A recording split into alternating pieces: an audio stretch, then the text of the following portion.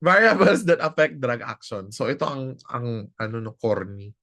G to Brad Pitt. Ganyan. So guys, no. Ano na mga variables na to? First is G, genetics. So guys, pansin mo. Ewan ko lang ha. Parang unfair kasi yung mga experiment. Sinong mga nire-recruit ng sample most of the time or subject? Mga black, di ba? Kaya anong na-notice mo kapag pharma drug subs American author? Laging African Americans. Mini-mention. Di ba, example, mga antihypertensive drugs, African Americans lagi mini-mention dyan. Ano pa guys? Sometimes, no, yung gamot, may kakaibang effect sa certain race or ethnicity guys na wala naman sa iba. Anong tawag mo sa effect na yun? So kapag guys, no, it's related to your race or genetic makeup, kaya ka nakakaroon ng unique reaction sa gamot na wala naman sa general population. Anong tawag mo sa effect na yun? Guys, have you heard about idiosyncratic effect? So that's because of genetics. Nagigets? So again guys, so that's a unique reaction to a drug class, a specific drug class, because of your genetic makeup or race. Clear ba yun? So that's your idiosyncratic effect. Next, gender hormonal effect. So guys, ano yan? Variables that affect drug action. Example, babae ka, di ba? Tapos nagpipilis ka, girl.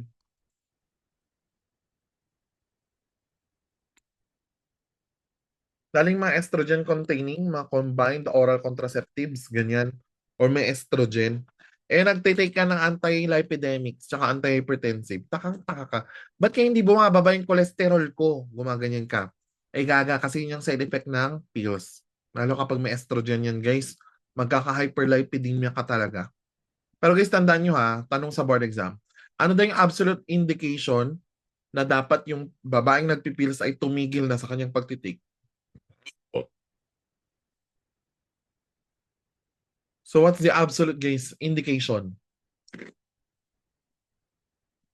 or condition na dapat yung babae guys na nagpipills ay tumigil na mag-take ng pills? Sagot, pag nagkaroon siya ng hypertension or chest pain. Nagigets? Nagpipills ka, tumaas BP mo, tumigil ka na. Consult your doctor immediately. Clear ba yon? Yes. So what else guys?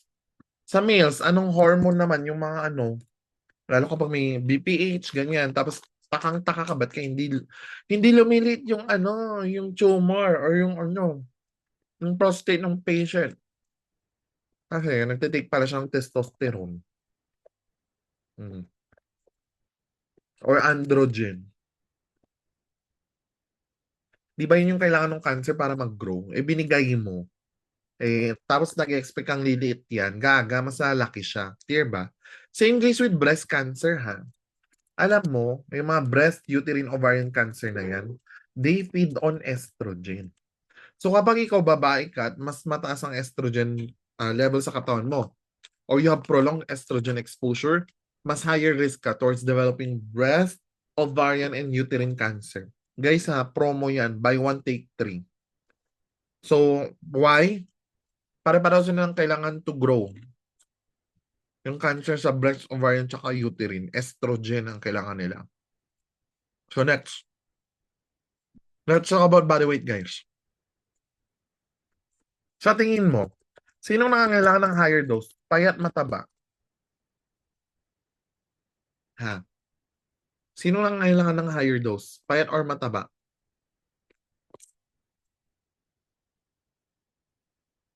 Guys, mag-chat sa chat box. Sinong kailangan ng higher dose? Payat mataba? Guys, no, yung body weight, i-relate nyo sa surface area ng katawan. Pag mas mataba ka, mas maraming cells, di ba yung katawan mo, mas malalaking cells. mas kailangan nila ng more drugs, guys, or dosage para ma-penetrate lahat yung cells. Kaya pansin mo, pag nagko-compute si doc ng dosage, tinitignan yung weight. Correct? Pag mas mataba ka, mas mataas ang dose, lalo kung sa pedya. Gets mo? Pag payat ka, mababa lang dose mo. Clear? So, yun yung effect ng weight guys sa dosage or drugs. Gets? Next route, gusto mo fast? Sabi natin, ano ulit yung fast? We have your IV, intraosseous, intrathecal, ano pa, tsaka sublingual. Clear? Gusto mo ng slow, edi mag-oral ka. Tama? Kaya pag per oral, usually 30 minutes yan, di ba? Bago mag-take effect. Mabagal. Pag IV agad-agad, ramdam mo na. Next, age. Guys, ang tingin nyo, sining nangangailangan ng lower dose? Matanda, bata, o gitna? Lower dose.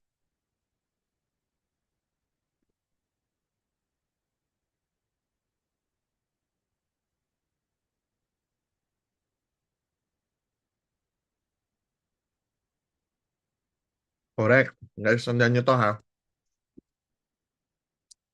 Pag yan bata,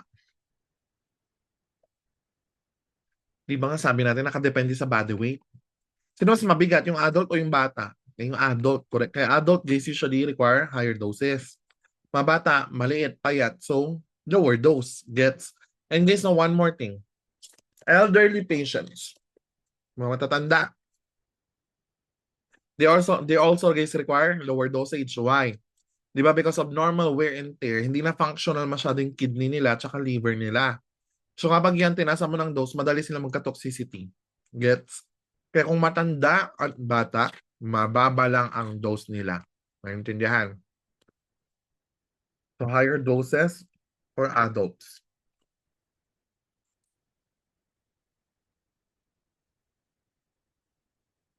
Adults except elderly people. Clear ba? Yes. So dosage, sabi ko na kanina yan guys, na-relate na natin. Depende yung dose sa body weight tsaka height ng patient. No? And of course guys, no, ano pa?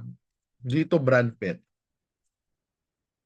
First D, dosage. Second D, drug to diet interaction. Can you give me a drug guys na merong reaction sa pagkain? Sige, I'll give you example. Warfarin. Common board question tomato, sana tinatandaan mo. Or Comadin, anticoagulant guys. Ano hindi niya pwedeng kasama kasi made-deactivate siya. Which is also considered the antidote nitong ano na to, anticoagulant na to.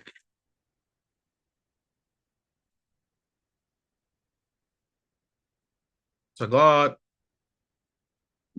Guys, bawal ang warfarin sabi sa green leafy. That's the reason. Because green leafy veggies are high in vitamin K. Di ba yun yung antidote ng warfarin? Gets mo? Bawal pagaluin. Madi-deactivate si warfarin. What else? Nagtitake ka ng MAWI, monoamine oxidase inhibitors. Ano pang hindi niya pwedeng guys kasama? Anong hindi pwedeng kasama?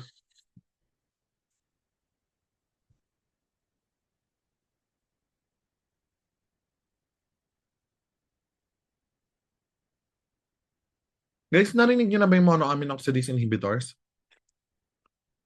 Mga MAWIs?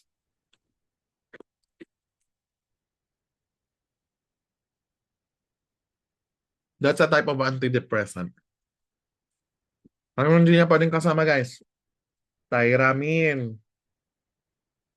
So all tyramine containing foods like fermented foods, cheese, wine, ganyan.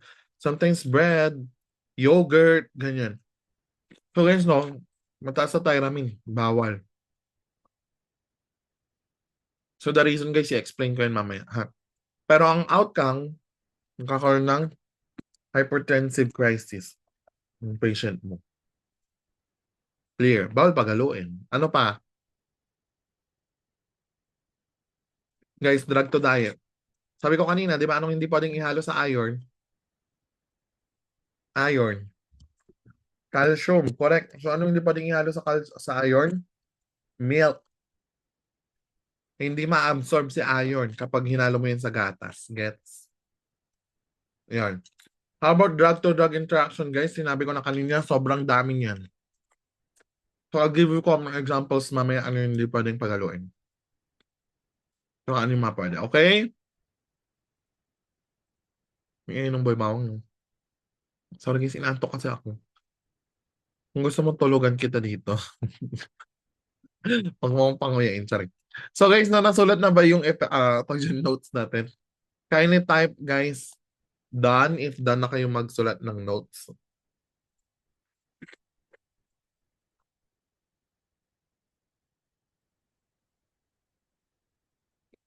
Di ba? Parang nagkukwento lang tayo, girl. Parang tayo nagiinuman. Shot mo, charing.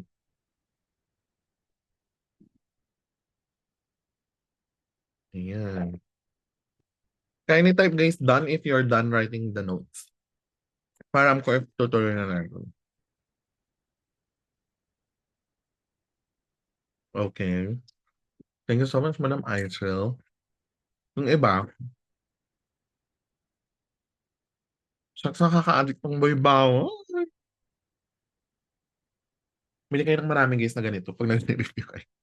Pero totoo yun guys, may scientific explanation bakit effective ang pag nguya-nguya habang nagre-review ka. Kasi pag ngumunguya ka guys, na-stimulate yung parasympathetic nervous system mo. Anong gagawin nun? Pakakalmahin ka niya. Kaya lang ang inaaral mo, pumapasok sa utak mo. Gets? Compared mo mag-review guys, yung panic level ka, mataas yung anxiety mo, at saka kung kailan ka kalmado, saan ka mas matututo? Di ba kung kalmado ka lang? Kaya that also guys helps no kapag nagtitake kayo ng major exams nyo, ngumuya ka ng bubblegum or candy. Because it will stimulate guys your brain na okay, kalmado tayo ngayon. Rest and digest mode tayo. Parasympathetic nervous system tayo ngayon. Kasi kumakain ka. Clear ba? So kung lalo kung kabalo ka girl, sinasabi ko sa'yo, mag-candy ka or mag-bubblegum ka dyan para kalmado ka lang.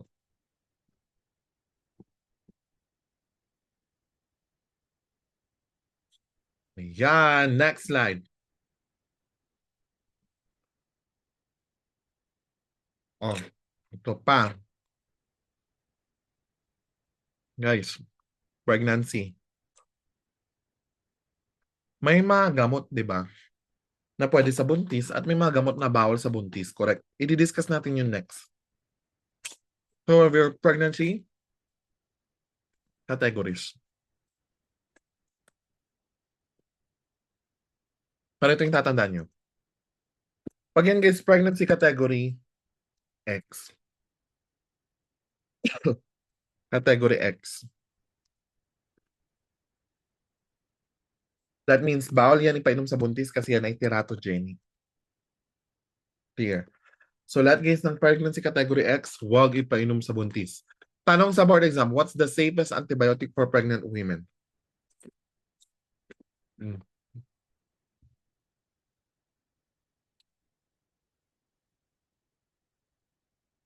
Safest antibiotic for pregnant women, sagot.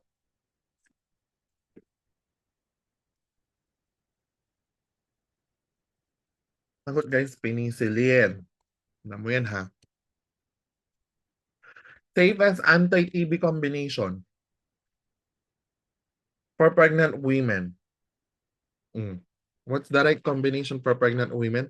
Di ba buntis? Pag mga anak, anong sasabihin? Mami, mami, ire. Tama? So that's the safest combination for pregnant women. Isoniazid, rifampicin, ethambutol. Clear? Buntis, may TB, anong combination? Ire. Next. Safest antiretroviral or anti-HIV drug for pregnant women. Sino? Tanda mo itong mato, lalabas to sa board exam mo. What's the safest anti-HIV drug or antiretroviral, guys, drug for pregnant women? Sagot, di ba? Sino yon? Police Pangkalawakan. Starts with letter Z. Sino siya? Si Zaido. Zaido Vyudin.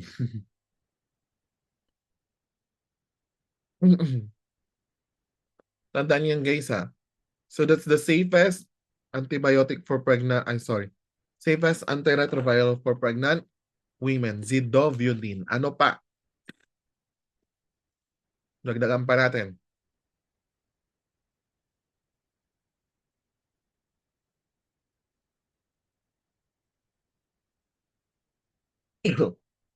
What is the safest anticoagulant gauge for pregnant women? Is it heparin or warfarin? Sagot.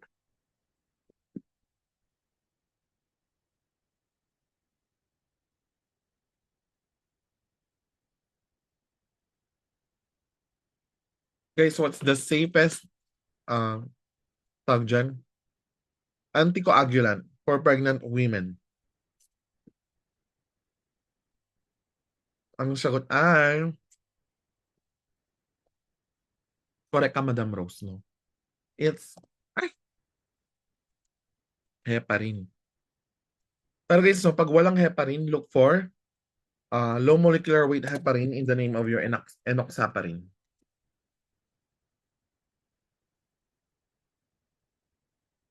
Pag walang heparin, look for enoxaparin. Guys. So kapag yung pregnant woman, guys, no, high risk siya for anong sakit? Pulmonary embolism, ganyan. DVT, deep vein thrombosis. Anong ibibigay sa kanya? Heparin. Kung wala, enoxaparin. Maliwanag ba yun? Next, guys, what is the safest anti-diabetes drug for pregnant women? Is it insulin or oral hypoglycemic agents? OHA.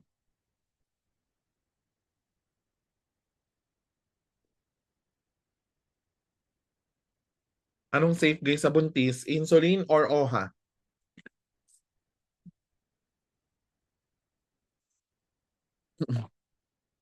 Sagot, insulin or OHA? For pregnant guys, the safest is always insulin. No?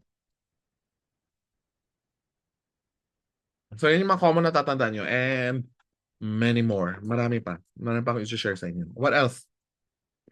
So, another P, blood pet, di ba? P1, pregnancy. P2, pathology conditions. Guys, especially sakit saan? Sakit sa ang organs. Magkakaroon ka guys ng high risk for toxicity. Ganyan. If you have liver or kidney disorders. Di ba? Sabi mo kanina, what's the main site for metabolism? Liver for excretion, kidney, nasira. Hindi ma-metabolize, edi nag-accumulate toxicity. Hindi malabas, hindi ma-excrete, edi mag-accumulate toxicity. Gets nyo? So guys, so kaya babantayan nyo lagi yung liver tsaka kidney function kapag nagbibigay ng gamot, lalo kung pang matagalan, pang maintenance drug yan. Clear ba? Next. So blood pet, third P, placebo response. Especially guys, no, if we're talking about pain relievers. Di ba? Mga opiates or opioids. Di ba? Nurse, I'm in so much pain. I need my morphine. Sabi niya sa'yo, ikakabigay mo lang. Bibigyan mo ba ulit? Diba? So, sa next guys, no, na-request niya, wala pang 30 minutes. Ano ibibigay mo? Sterile water. Tapos pag-inject mo, oh my goodness, thank you so much. My pain is gone. I'm so relieved. So, anong tawag mo doon? Placebo effect. Clear ba? So, guys, no, again, minsan kasi talaga it's all in the mind. Psychological talaga. Lalo kung pain reliever, ha? Because pain is subjective, correct? Alam niya, bigay ka ng gamot. Tubig lang pala. So, nag-i-inert itong patient na to. Charing. So, next guys, no? Ethnicity. So, binanggit ko na sa inyo yung ethnicity kanina, di ba? Anong effect ulit yon? Yung merong certain negative effect sa isang lahi or race yung isang gamot. Yung normal or general population, wala namang nangyayari. Yung tawag mo sa effect na yung letter I. Letter I.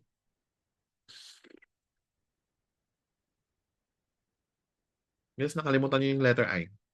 Correct, Madam Isil. Idiosyncratic effect ang tawag mo doon. Clear? And guys, no, also, ano pa yung makaka-affect sa drug action natin? We have your tolerance and cross-tolerance.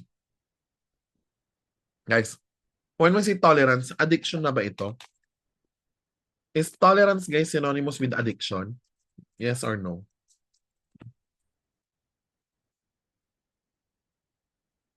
Ang tolerance ba ay addiction na?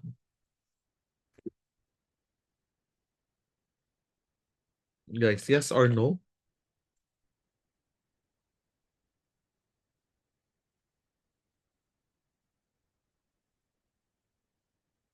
Is tolerance addiction already? Not yet. Correct. Diba? Ano ibig sabihin ng tolerance?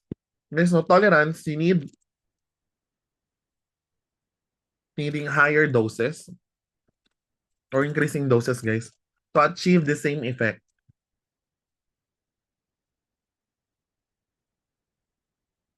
Kumbaga, kung pain yan, tumaas na yung pain threshold mo kasi nasanay ka na dun sa gamot. Clear ba?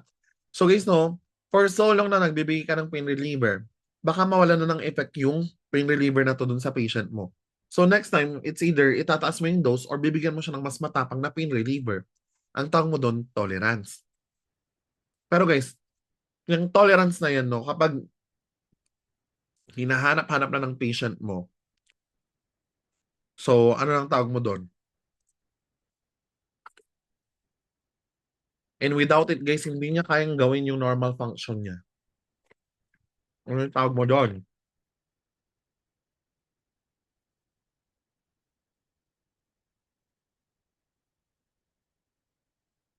So guys, pag graduate sa tolerance, ang next level is drug dependence.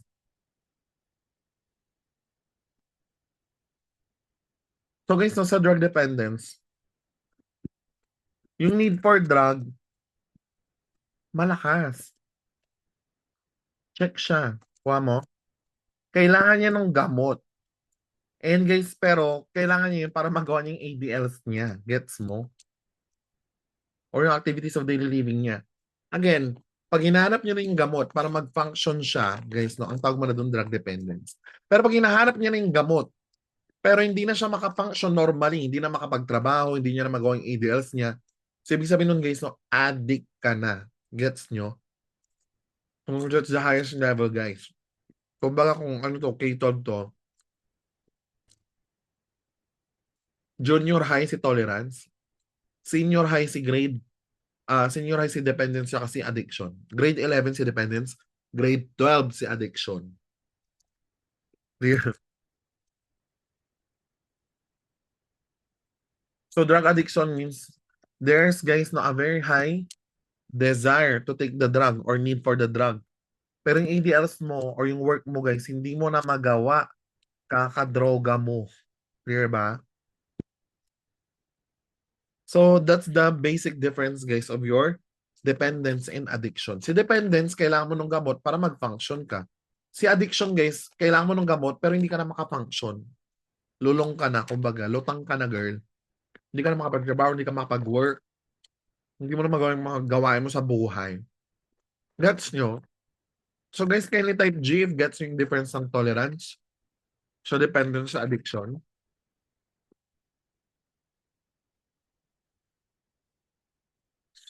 Naintindihan nyo na ba ang pagkakaiba? Oh, ha. So again, tolerance mo niyan. So kailangan mo ng increasing dose. Correct? Para maramdaman mo yung effect ng gamot. Later on, hanap-hanapin na ng katawan mo yan. Tama? Para mag-function ka. Ang tawag mo doon, dependence. Hinahanap na ng katawan mo pero hindi ka na makapagtrabaho, hindi ka na makapag-function. Anong tawag mo doon? Addiction. Sira na buhay mo. Tama? So later on, ibabalita ka na. Di ba natokhang ka na, girl, kasi addict ka. Dear. Kaya alam niyo, totoo talaga yung kanta, di ba? Pang-araw ko ay di maabot. Ganyan. Dahil sa bawal ng gamot, totoo yun. Kaya huwag kayong mag-adik-adik dyan. Don't attempt. Wag. Wag mong susubukan, girl. Masisira buhay mo. Sinasabi ko sa'yo. Pwede ko na bang irisin to? Guys. Ba't yung iba ano? Nagsilayas na. Agap pa. Guys, irisin ko na to ha. Okay. G. Guys, eto pa pala. Tip lang. Sa NP5, favorite ng BON yung mga addiction, drug addiction. What else? Favorite rin nila yung alcoholism, alcohol withdrawal, concepts of withdrawal, tsaka intoxication. Favorite nila yan, NP5. So, dapat alam mo yan.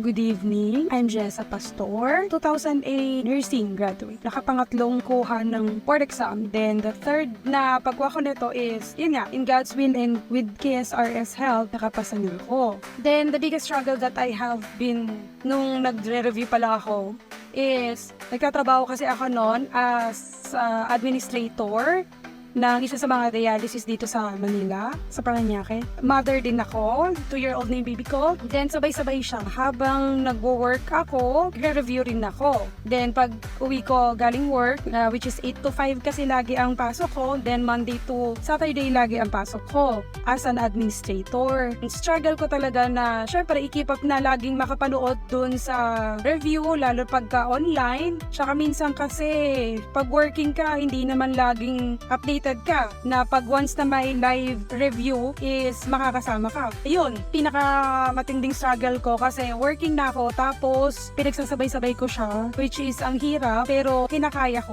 kasi nga may biggest dream ako na sana pumasa ako with KSRS Health. Sobrang blessed ako at nakilala ko si Sir Alexis, then ang KSRS. Which is nakita ko lang siya online ha. Karoon ako ng trust sa kanila na, uy, ang ganda dito. Na which is true naman. Masaya na yung pag-aaral mo. Nare-retain din sa utak mo. Now which is napakagandang quality na isang review center. Kasi hindi yung puro boring lang. Pero sa kanila kasi, alam mo yun, may funny side. Pero natututo ka in the same time, diba? Tsaka yung dream mo na kala mo hindi mo kakayanin, yung pala kakayanin. Yun lang, and good luck sa mga kukuha ng board exam and see you future colleagues RN. Thank you. God bless.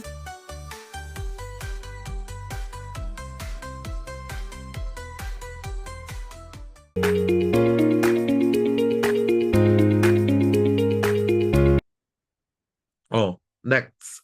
Let's talk about guys doon na pregnancy categories. So guys, ito, gawa ka na ng table ulit para mabilis mo siyang matandaan. Okay? So ano yung table natin? Ayan. Kopyahin nyo guys ang table na yan. Gets? Kopyahin nyo ang table na ito para madali kayong mag-memorize. Ano itong mga pregnancy categories na ito? Maintindihan.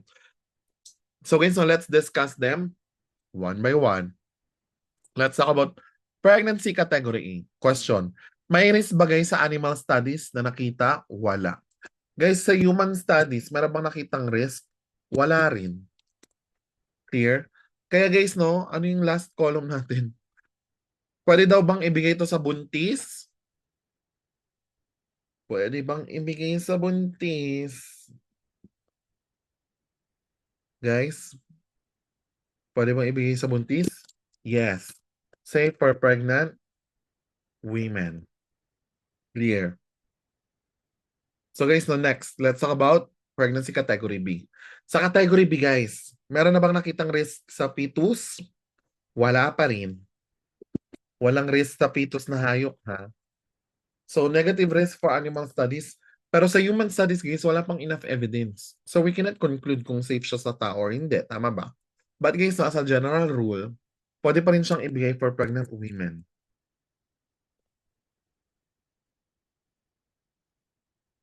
For pregnant women. So ito safe siya. Clear. Next. Kapag pregnancy category C na yun guys, no? May nakita rin mga scientist na risk sa hayop. Ngayon guys, ang problema, hindi pa nila naaral to sa tao. Clear? Kaya pwede ba yung ibigay sa buntis? Pwede, guys. So, again na. Can be given only if, guys, no? If benefits outweigh the risk. Tier, ibibigay lang si pregnancy category C kapag yung benefits, guys, clearly outweigh the risk. Clear ba yon? Guys, sa pregnancy category D, may risk ba sa hayop? Meron. May risk na ba sa tao na nakita? Meron na. So, ibibigay pa ba ito sa buntis? Yes. But guys, no, dahil meron ng risk no, sa bata or sa fetus, can be given to pregnant women, ibibigay lang siya as a last resort. Pag wala na silang ibang gamot, guys, na makita or mahanap, then dun lang to ibibigay. Gets mo? It will only be given, guys, as a last resort. Pero kung meron tayong safe alternatives, ibigyan nyo lahat ng safe alternatives. Last resort nyo si pregnancy category D. Guys, pag pregnancy category X, question, may risk na ba na nakita sa hayop? Meron. May risk ba na nakita sa tao? Meron na rin. Ngayon, pwede pa ba itong ipagamit sa buntis? Never. Why? Never given to pregnant women. Because guys, no, sabi natin pag pregnancy category X, anong meron? It's teratogenic. So it may kill, guys, the fetus, unborn fetus in the utero. Clear ba yan? So those are your, guys, no, pregnancy categories, ha? Huwag niyong kakalimutan. A, B, C, D, X. Walang E. Tumigil ka. So, sining last resort lang binibigay? D. Sir, sining safe sa animals? A. Di ba? Tsaka B. C and D unsafe sa animals. Sining safe sa tao, guys? So we have A, B, and C. Clear. Pwede ba ibigay si D, guys, for tao? Oo. Only as a last resort. Kasi meron ng risk na nakita sa fetus. Clear ba yun? Sino hindi pwedeng ibigay sa buntis at all cost? Pregnancy category? X. Y? Teratogenic. Ganon lang yun. Nakuha nyo ba, guys? Nagets nyo ba? Kindly type G if gets nyo.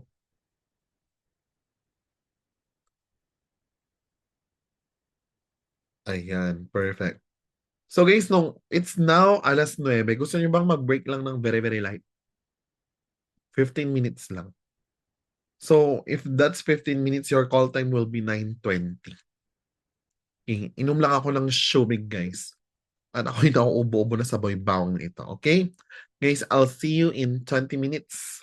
So, 9:20, we'll resume our discussion. Okay? Natin. So, ayun guys, we're back. Ayan. So, let's continue our discussion. So, kanina guys, we talk about the pregnancy categories. Tama? So, guys, recall lang, recall lang. Sige, sabihin natin, guys. What if ang pregnancy category na to, guys, is it's safe for humans and safe for animals. Okay, it can be safely given, guys, to pregnant women. Anong tawag mo dyan? Pregnancy category?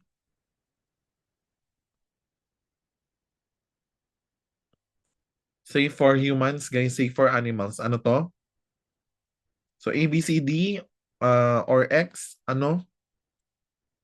Safe animals, safe humans, safe sa pregnant. Sagot A. Tama, pregnancy category, apple.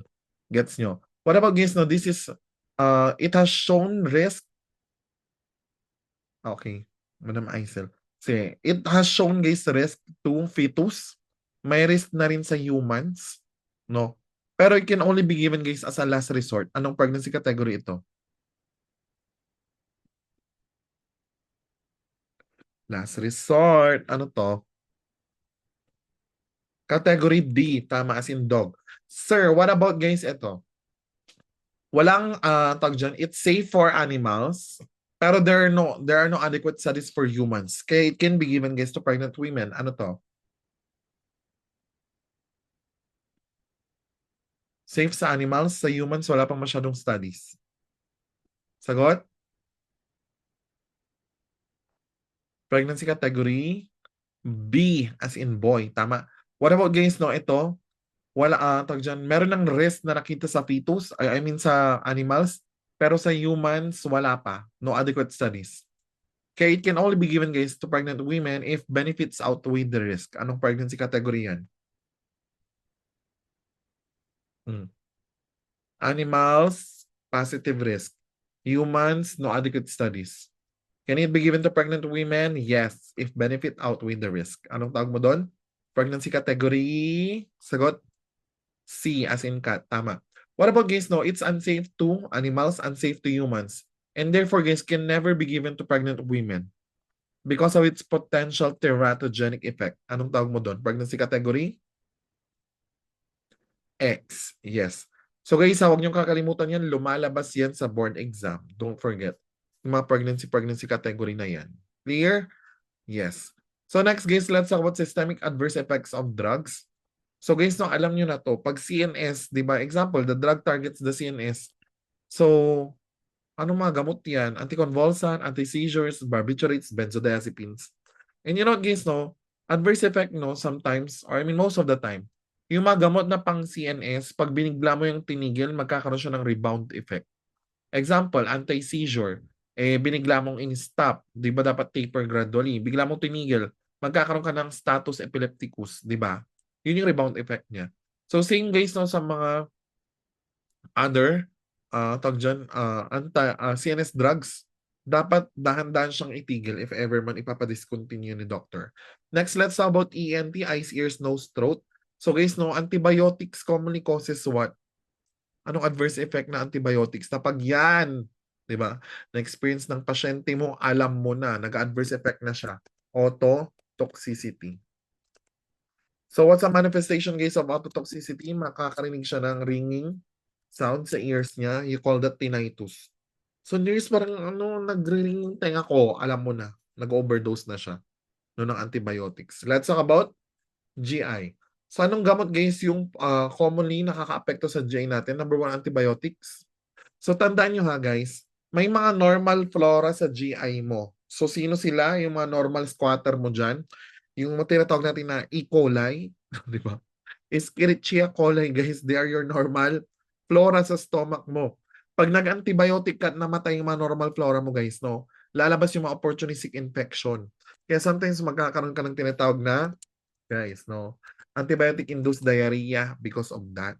So to prevent that, guys, no, anong gagawin mo? Mag-take ka ng probiotics. Or guys, no, ang pinakamalalang form nito, pag nagkaroon ka ng tinatawag na C. diff infection, Clostridium difficile, ay talaga magkakaroon ka ng bloody explosive diarrhea. So guys, no, kaya mag-ingat kayo when taking antibiotics as well. Dapat nagtitake ka rin ng probiotics to prevent secondary diarrheal diseases or infection. How about guys for cancer? Di ba sabi natin, bakit sir, yung mga anti-cancer drugs, nagkakos sila ng stomatitis, diarrhea, hair loss, di ba? Tandaan nyo guys, no, ang mga anti-cancer drugs natin, they target, guys, target all rapidly dividing cells, all. Kasama ba ang GI sa rapidly dividing cells? Yes. Kaya anong mangyayari sa pasyenteng may cancer? Ayan, magkakasingaw. Tama?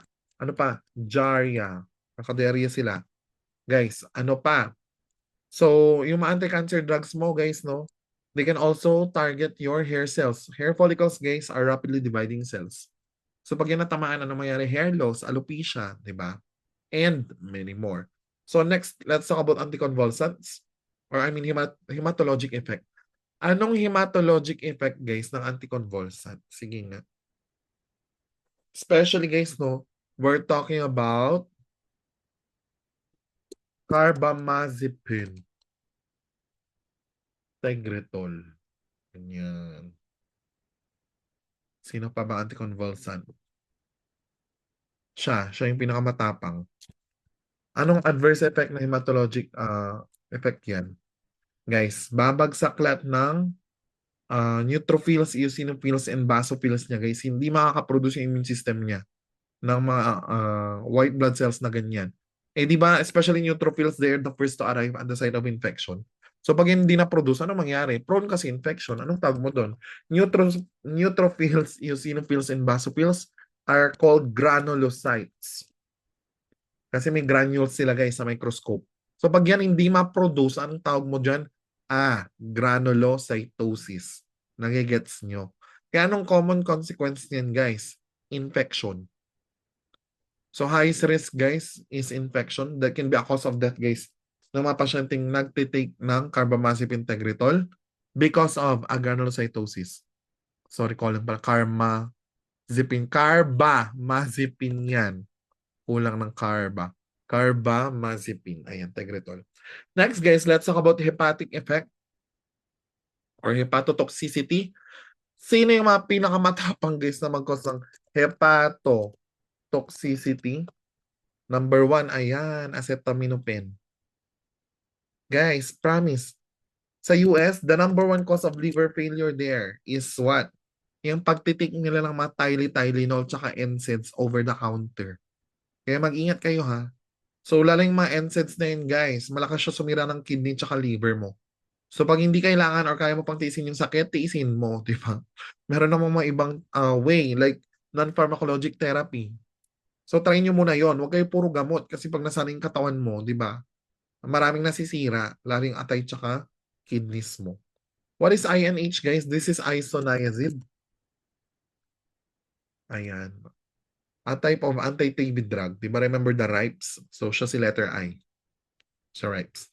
Clear? Ano pa? Sino pa, guys, ang pinakamalakas na hepatotoxic drug? Mga antifungals.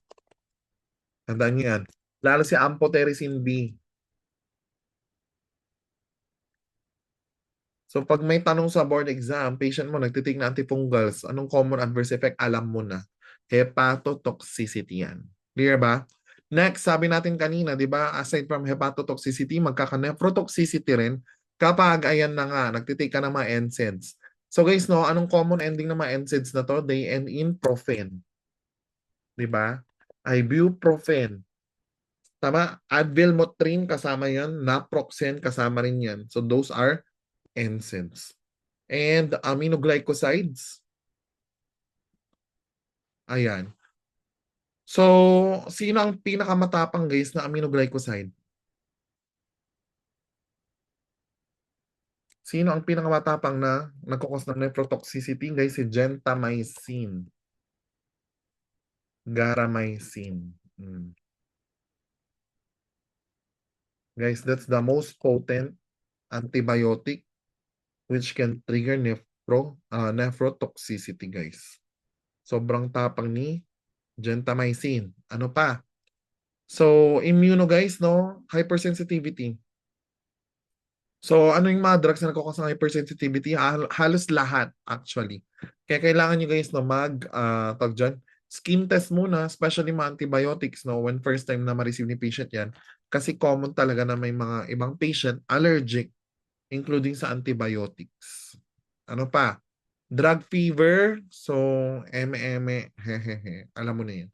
So, guys, pwede na bang mag-move on? Kindly type G. If pwede na, guys, mag-move on. Pwede na ba? Pwede na ba? Pwede na. So, ayun, guys. Let's move on.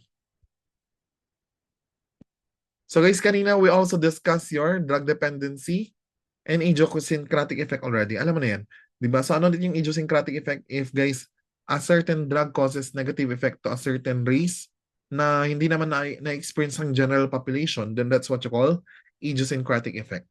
Carcinogenicity, guys. Carcinogenicity is the ability of the drug to cause cancer. So, ano kayong common drugs na pwedeng mag-cause ng cancer? Mga anti-cancer drugs din, actually. No? Lalo yung may mga radiation. So, just like your internal radiation implants, brachytherapy, ganyan. Lagi ka na-expose sa radiation sa x-ray, mga ganyan. Kaya mag-ingat kayo, guys, no? Lalo kung babae ka, huwag kang maging x-ray technician. Pag nanganak ka abnormal, sinasabi ko sa inyo. And teratogenicity, guys, no? The ability of the drug to cause abortion or miscarriage. Okay? Or to terminate pregnancy.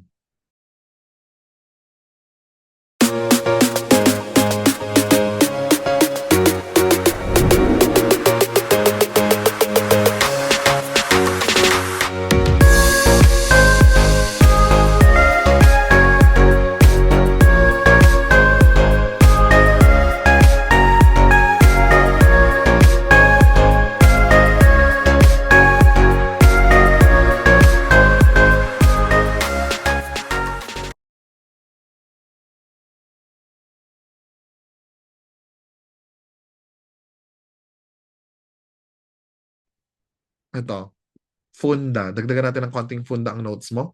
So let's somewhat guess general principles of safe drug administration. What are the 6 rights? Ayan, D, 3 parts. So number 1, the right. D, give the right drug. Malamang, di ba? Right drug with the right D. Dose or dosage. Tama. And of course, whenever you give one drug, guys, anong gagawin mo? As a proof na nagbigay ka ng gamot, sabi natin you need to document all interventions. Tama? Because what is considered not documented is when that is not documented, it's considered not done. So right documentation should follow. Or just right after guys drug administration. And make sure guys, of course, give the right drug to the right patient, di ba? Kakamadali mo, magkapangalan sila, nabigay mo yung maling gamot sa kanya. Pwede kang makasuhan ati, sinasabi ko sa iyo. Kaya mag-iingat ka. And of course guys, no right R. Ano yung right R na yan? Right. Oh, example guys ng common na case ha. Meron sa Baguio, meron sa Pangasinan. Nangyari to. Totoong buhay. Girl, kakapasa ng nurse. Nag-prescribe si Doc Ersiflora. So guys, yung Ersiflora na yan, ano sa tingin mo yan? Binibigay siya for patients na may acute gastroenteritis. Anong ginagawa ng Ersiflora? O, di ba? Alam niyo yung ginawa ng bagong pasa na nurse? Hindi siya familiar sa gamot, hindi siya nagtanong. In-IV niya, be. Alam mo bang Ersiflora ay probiotics, tapos in-IV mo? Dapat yan iniinom per orem. Kasi nga probiotics, di ba? Parang Yakult, girl. In-inject mo sa dugo ng pasyente, nagka-sepsis yung patient niya, guys. Private hospital, mayaman yung patient, kinasuhan siya. Nawalan siya ng license, kakapasalan niya lang guys, 2 months after the outtaking nangyari yan. O, di ba? Hello? Ang tagal-tagal mong pinaghirapan ng license mo. Tapos, nawala lang ng parang bula. So, kaya guys, mag-iingat kayo, ha? Pag di mo alam, magtanong. Huwag kayong nagmamagaling, guys. Sa ospital, di ba? Hindi nyo pwedeng isugal yung buhay ng pasyente nyo dahil lang sa ego mo na baka isipin nilang tanga ako pag tanong ako ng tanong. Magtanong ka na lang, okay? Okay na yung tanga ka na 2 seconds, 3 seconds. Kaysa naman mamatayin ka ng pasyente. Gets mo? Kasi guys, pag namatayin ka ng patient, kaso yan, sinasabi ko sa'yo. Pag ikaw nawala ng license, meron kang criminal case, hindi ka na pwedeng maging nurse forever. Kaya guys, you need to take care of your license and your practice. Diba? And of course, guys, no, the last T, right? Time. Pero syempre, hindi yan nasusunod in actual clinical setting kasi alam mo naman ang nurse laging busy, diba? Ang daming ginagawa. Pero okay lang guys if that's not ang tawag dyan, an emergency case, diba? Pero kung yung emergency case na kailangan talaga ibigay mo siya stat or at a certain interval, ibigay nyo. Diba? Example, nitroglycerin, nag-MI yung patient mo. Girl, 30 minutes na hindi mo pa nabigay. Nag-rigor mortis na siya. Hindi pa niya na-receive yung nitroglycerin niya. Ginigigil mo ko. Gets nyo? So those are the right, guys, no, 6 rights of your medication administration. Okay? Pwede na ba mag-move on? Can you type G if carry na?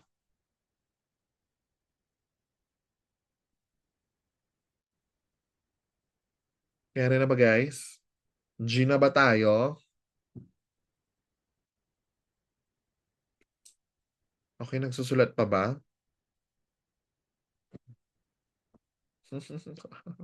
Pwede na ba guys? Mm. Ano na? Galaw, galaw. Hello? Ayan, tapos na si Auntie Rose nyo. Yung iba guys, nakamagsalat na kayo? Okay lang guys, sabihan nyo ako pag G na. Pag hindi pa, okay, hintayin ko kayo. So imagine guys, yung simpleng ganyan sa funda, tinatanong.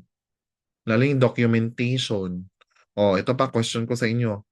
Guys, nag-receive ka ng telephone order from the doctor. Question, pwede bang magpirma si nurse sa doctor's order sheet? Yes or no? Let's talk about telephone orders. Kasi lumalabas yan sa board exam. Oh. Di ba, hindi nyo siya pinapansin sa libro? Lumalabas yan ate, sinasabi ko sa inyo. So guys, so anong meron sa telephone order? Dahil nabanggit ko na, guys, i-discuss na natin ng very, very light. Kasi nga maraming lumalabas dyan sa board exam. Okay? Guys, question. Si Doc, no, nasa ospital siya. Nagmamadali siya kasi may meeting daw sila. Nurse, pwede bang pa-modify ng order ko sa chart ni patient natin. Ito yung order ko. Ganyan, ganyan. Naglalakad siya. Ongoing na kasi yung meeting namin, nahabulin ko. Will you receive the doctor's, or I mean the verbal order from the doctor? Guys, pinapa-modify ni Doc yung order niya sa'yo. I-receive mo ba?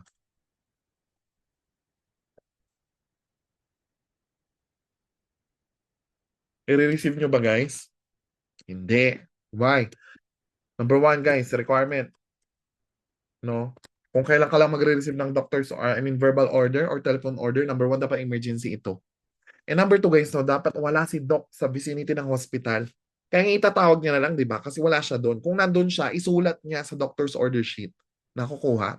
So number two, no, MD or attending physician or doctor is outside hospital vicinity. Clear ba? So kung nasa hospital siya, siya ang magsusulat sa doctor's order niya. Naintindihan nyo? Huwag mong i-receive yung telephone order na yun or verbal order na yun. Clear ba? Yes. So let's talk about guys the process. Number one, ang una mong gagawin. Guys, telephone order, anong gagawin? No. You need to draft the complete order. So when I say draft, receive or draft the complete order, guys, number one, dapat isulat mo sa scrap paper. Okay? Write initial order in scrap paper. And guys, tandaan nyo ha, pag nagre-receive ka ng telephone order, ilan dapat kayo na nurse na magre-receive niyan? Sagot? Dalawa. 'Di ba? Ikaw yung nakikinig ng order, yung isang nurse nakikinig guys as a witness na talagang nag-order si doktor. Yan, clear ba? Guys, sa ospital, tandaan nyo, huwag kayong gagawa ng delikadong procedure na mag-isa ka. Kailangan meron kang witness para nagkakasuhan, di ba? Meron kang mapapatawag sa korte na kayang magtanggol sa pangalan mo or sa lisensya mo. Clear? So guys, so for this scenario, no, telephone or verbal order, dapat two nurse guys ang magre-receive dyan. Gets? So one will act as a witness. Clear? Number two, oh, Doc, tama po ba? Ito po ba yung in-order nyo? Ulitin mo ng buo. Read back the complete order.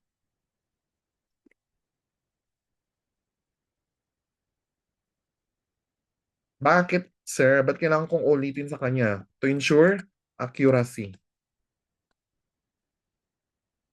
Okay. Ni-read back mo na. Nurse, tama yan.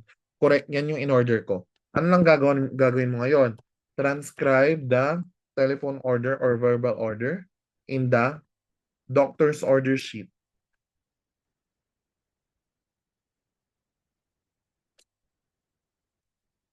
Question, ito yung tanong ko guys kanina. Can the nurse guys sign in the doctor's order sheet? Doktor yan.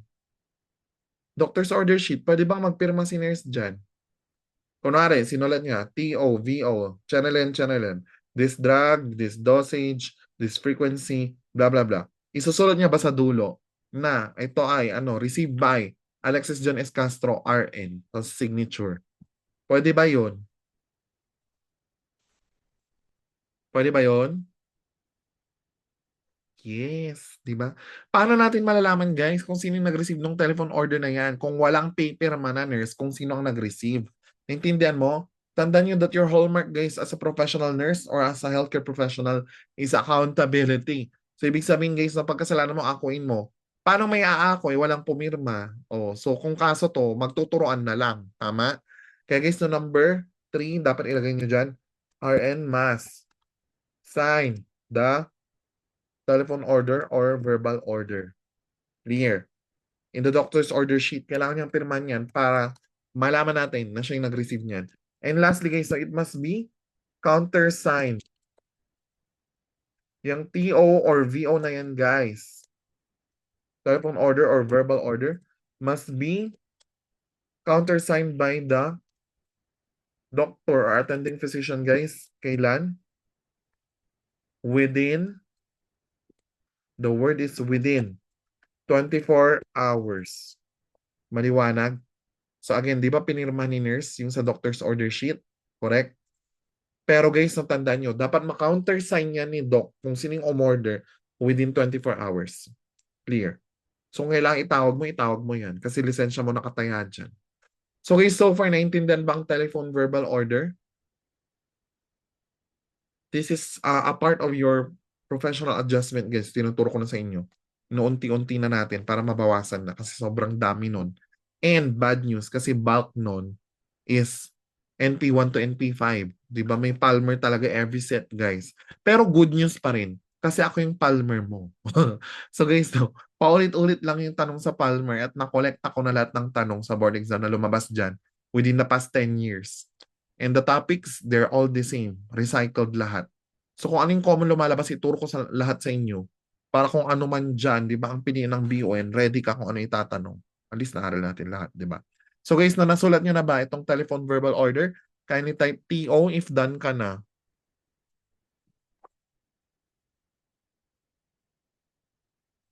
Ano to? Mababang energy ng mga ano natin ngayon. Pagod ata kayo. Ano kasi mahirap talaga magtrabaho habang nag-aaral. Totoo yun, guys.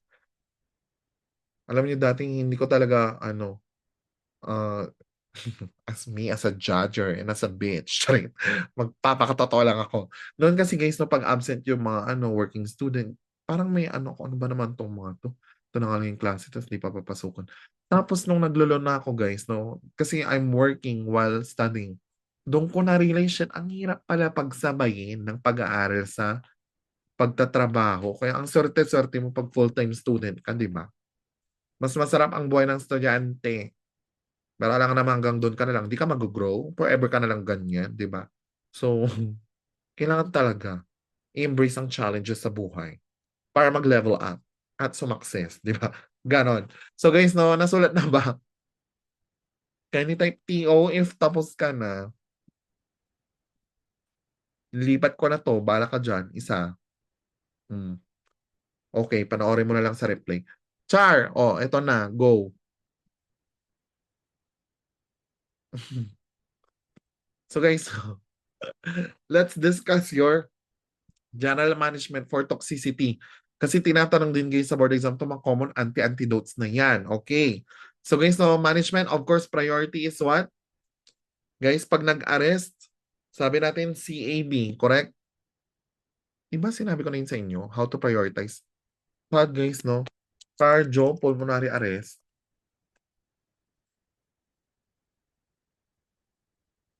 The priority guys is CAB. Okay? Circulation ang unahin, then airway, then breathing.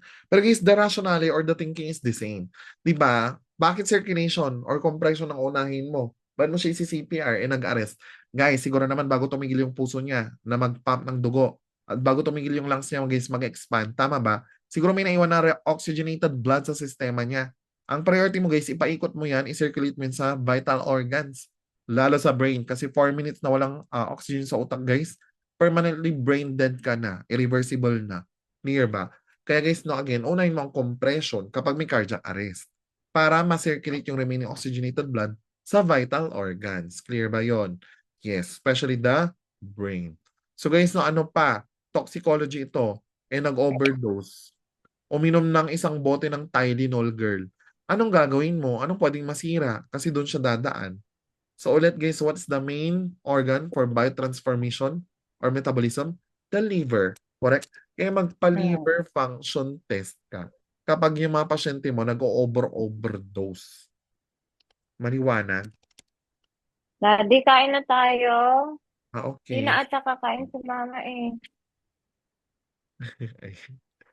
I love the in fairness guys, the commitment. Mahirap talaga rin mag-aral, no? Lalo kapag Meron ka pang mga parental responsibilities, ganyan. Sabi ko nga, as a single mom, my God, ang hirap. Ano mo yung magluluto ka pa. Tapos, Chares. So, ano pa guys? Next, kapag may poisoning, ito, very important, charcoal. So guys, tandaan nyo to ha. So, poisoning guys, very important, charcoal. And you know what guys, no? Whether or not the patient ingested corrosive poison or non-corrosive material, guys, kailangan talaga charcoal na. And guys, noon, di ba, you can trigger or you can induce vomiting kapag non-corrosive. Guys, recent update, bawal na. Whether that's corrosive or non-corrosive, do not induce vomiting. So, anong gagawin mo? I-charcoal mo siya, activated charcoal, tsaka gastric lavage ang gagawin natin. So, guys, kasi pag pinag-induce mo yung vomiting, there's a risk na ma-aspirate yung patient mo. Yun pa yung ikamatay niya. Clear? So ano pa guys? So after magbigay ng charcoal, administer the antidote of course. So may mga antidote sa mga common poison guys or gamot at later pag-uusapan natin yan. And of course guys, no, ito pa, to protect kidney function guys. No, and prevent kidney damage. Meron kang ibibigay na gamot to alkalinize the urine. No, and this is renal protective. Anong gamot yan? Na makakapag-prevent ng nephrotoxicity guys. It's also an alkaline substance, sodium bicarbonate. Tandaan nyo ha. So very important guys si sodium bicarb. Whenever a patient guys will undergo a procedure involving contrast medium, ganyan, kailangan ng iodine, kailangan ng mga dye. So guys, no, kasi it will protect the kidneys. Clear ba yon? Yes. So guys, pwede natin pag-usapan yung mga poison na yan. And their common antidotes. Okay. So guys, no, ito, okay, number 1. Let's talk about acetaminophen. What's the common antidote guys for acetaminophen overdose or toxicity? Acetaminophen. Sino guys, ang antidote ng acetaminophen? May tinatawag tayong acetylcysteine, di ba? What's the brand name? Mucomyst. First drug, Pakap. What's the antidote for digoxin toxicity, guys? Guys, sa cardio, dapat kilala mo si digoxin ha. Common na common yan, lalo sa heart failure. So guys, no, digoxin. Anong antidote natin? May tinatawag tayong Digimon. Charot. Digitalis or digoxin binder, Digibind. Pag di nyo nakita guys, it's the same as your Digifab. Hindi yan fabulous gaga. That's your F antibody. Okay? Digoxin F antibody. Ang ibig sabihin ng Fab na yan. Okay guys, clear ba yon? Next, beta blocker. Guys, anong antidote ng beta blocker natin? So tandaan nyo guys ha, ang beta blocker, di ba, iba-block niya ang beta receptors ng SIMPA. So anong mangyari sa energy level and blood sugar? Mabablock din. Kaya common guys, no, yung mga pasyente mo na nagtitik ng antihypertensives like beta blocker, tapos nawawala ng malay, you know what's the common reason? Mas sila nangimatay because of hypoglycemia. Diba? Anong antidote niya? Glucagon. Guys, tandaan nyo ha, mas delikado ang hypo kaysa sa hyperglycemia. Pag hypoglycemia yan, pwede niyang ikakoma yan, hindi na siya magigising. Clear? O at least pag hyperglycemia, ihi lang ng ihi, ganyan. Eh, pag nag-hypo yan at nakoma, sorry, gulay yan, sinasabi ko sa iyo. So next, let's talk about phenothiazines. So guys, na ito yung mga tinatawag natin na antipsychotics. Phenothiazines are also known as your antipsychotics. Ano pa? Also called neuroleptics. Or, tinatawag din na major tranquilizers. Oh. Anong antidote ng mga yan, guys? Actually, for your antipsychotics, dalawang antidote niya. And the antidotes, guys, are similar sa drug of choice for Parkinson's disease. Number 1, di ba? Ba't nagkaroon kasi ng EPS?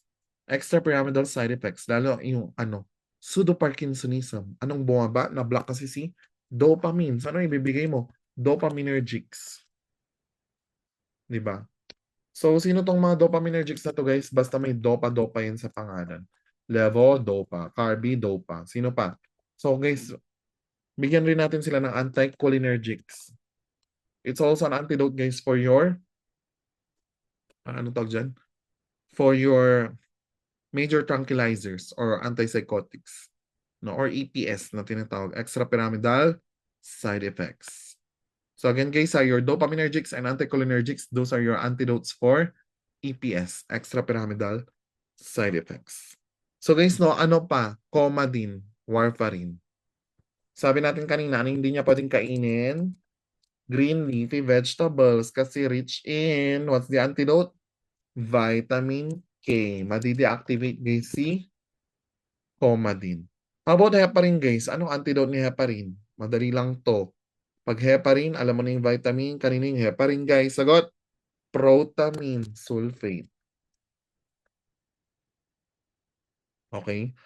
Guys, how about benzodiazepines? Anong mga gamot na to? They end in Zepam or Zolam. Diba? Diazepam, Midazolam, Alprazolam. O diba sila yan? So guys, if nagkaroon ka ng overdose ng ganyan, anong antidote natin? May tinatawag tayo. Tanda mong mabuti guys. So this is called, ano, ano, anong tawag dyan? Benzodiazepine overdose guys. May tinatawag tayong Flumazenil. Brand name is Romazicon. No, tandaan mo yan. So, antidote for benzodiazepine, overdose. Flumazenil, Romazicon. Guys, how about cholinergics? Paano malaman na cholinergics to? May chol siya sa pangalan. Example, Carbachol, Betanicol, o diba? So, cholinergics yung mga yan, guys. Sino pa yung kakaibang cholinergics natin? Scopolamine, ganyan. So, those are cholinergics. So, sobra ng acetylcholine, ano yung gagawin mo? I-block mo. Bigyan mo ng anti-cholinergics. Most common example, guys, sino si atropine sulfate. Okay? So, that's the antidote for cholinergic overdose. So, guys, how about calcium channel blockers? Guys, tandaan nyo, your calcium channel blockers, number 1, they end in dipine. No, yan yung una nilang palatandaan, guys. They end in dipine. So ano pa? Acronym here is VND, very nice drugs. We have your verapamil. N is your very nice drugs. Nifedipine. And very nice drugs. D, we have your deltiazem. So yun yung mga common guys, no? Calcium channel blockers. Ano ang antidote niyan? O, na-block pala si calcium. Ano yung bibigay mo? Bigyan mo ng calcium gluconate. Binlock niya si calcium, edi palitan mo, di ba? Ganun lang yon. Clear? So about lead or calcium toxicity? Or in general guys, no, lahat ng mga metals. So in periodic table of elements chemistry, lead, calcium, magnesium, mga metal yan, di ba? So ano yung bibigay natin guys? Bigyan mo ng EDTA. So EDTA is the antidote. So what is EDTA? Ethylene diamine tetraacetic acid. So ethylene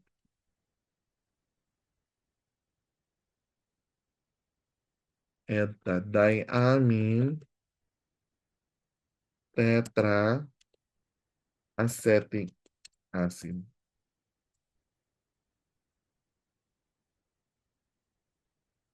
Gets. And lastly, guys, how about for mag sulfate toxicity? Mag sulfate toxicity, guys. So same kanina sa calcium channel blockers. Ano yung bibigay for mag sulfate toxicity? Calcium gluconate as well. Calcium gluconate. What about, guys, na idagdag natin number 12? Opioid toxicity. What's the antidote for your opioid toxicity? Example ng opioid, yung mga morphine, meperidine, Demerol, ganyan. So guys, no, those are opioids. What's the antidote for that, guys? May tinatawag tayo na ano? So the antidote for that is what?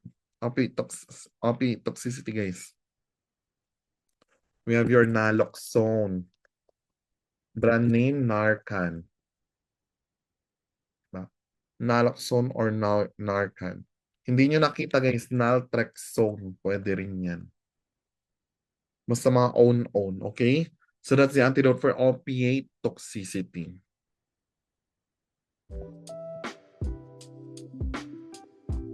Hi everyone! Good afternoon. I'm Bernice Christine Ramos. Nag-graduate ako ng nursing 2009. First take ko, review center. Tapos siguro mga 3 or 4 takes. Yung the rest takes ko is self-review. Puro fail. Tapos, nakilala ko si KSRS. Nakita ko lang siya sa Facebook. Ayun, nung una hindi ko pinansin. Pero, ina-encourage na din ako ng parents ko tsaka ng boyfriend na itry kumuha kasi wala naman mawawala kung itatry. So, ang nagustuhan ko kasi sa kanya is, okay lang na mag-work. Okay lang na hindi maka-attend dun sa actual review nila kasi recorded naman yung video review sessions. Biggest struggle ko habang nagre-review is, yun nga, nag-work ako, nagre-review. So, sinisito it ko na may maisisingit ko yung pagre-review ko kahit pagod ako galing trabaho. Kaya ko pala. Pang 5th na ata nitong nakapasa ako. Malaking tulong sa akin ng KSRS. Ina-encourage ka nila, pinapagaan nila yung feeling mo about pagre-review. Message ko sa mga pinapangarap maging nurse, huwag kayong mawawala ng pag-asa. Kuha lang ng kuha hanggang sa maipasa nyo. Timing lang yan. Perfect timing ni God para sa inyo. Gusto ko lang magpasalamat din sa KSRS, sa mga professors. Sana'y marami pa po kayong matulungan ng mga future professionals na maabot ang kanilang pangarap. Thank you and God bless po.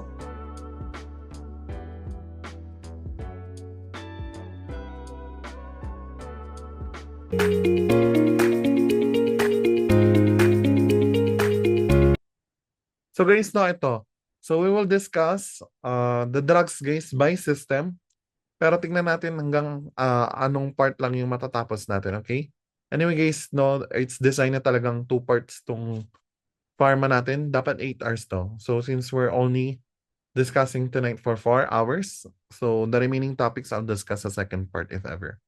So guys, let's start with the drugs affecting your central nervous system. Yan. So ano kaya mga gamot ang pag-uusapan natin here? So guys, para maintindihan yung mechanism of action ng mga gamot, let's talk about the neurotransmitters muna guys. No? Neurotransmitters. Guys, common board exam question ito, kaya huwag niyong kakalimutan. Okay? Neurotransmitters. Neurotransmitters. Neurotransmitters. So your acronym guys, para madaling ma-memorize, is dosage C. Dosage C. So guys, now let's start with the first neurotransmitter. So we have your DO. So ano yan? Dopamine. So guys, no, tandaan nyo. Dopamine is mainly responsible for your cerebral cortex or executive functions. So almost guys, no, all like thinking, planning, logical reasoning, ganyan. No, lahat yan kinikarry out yan ng cerebral cortex mo. And dopamine guys, yung important neurotransmitter para ma-carry out niya yung function na yan. Okay? So guys, no, ngayon, anong mangyayari guys? Kapag disorders to ha?